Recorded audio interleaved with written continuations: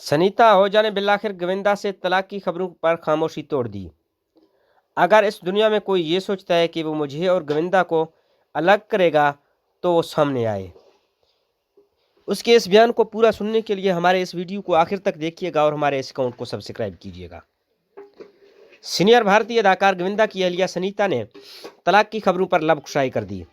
भारतीय मीडिया के रिपोर्ट्स के मुताबिक गुज़श्ता कई दिनों से गोविंदा और सनीता की तलाक की खबरों पर मीडिया और सोशल मीडिया पर तहलका मचा हुआ था और सब ही को सनीता के बयान का इंतज़ार था।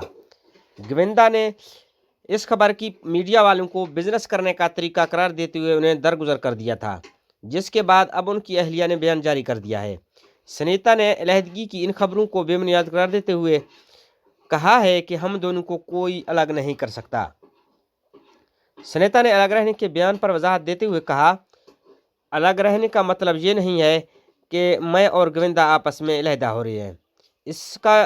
इसके पीछे कई मकासद थे, जो कि जब से गोविंदा सियासत में आए हमारी बेटी बड़ी हो रही थी और पार्टी के बहुत से कारकुन हमारे घर आते थे, इसलिए हमने अपने घर के बिल्कुल सामने एक दफ्तर की जगह ली ताकि हम अपने शॉर्ट्स में घर में आज़ादाना घूम फिर सकें।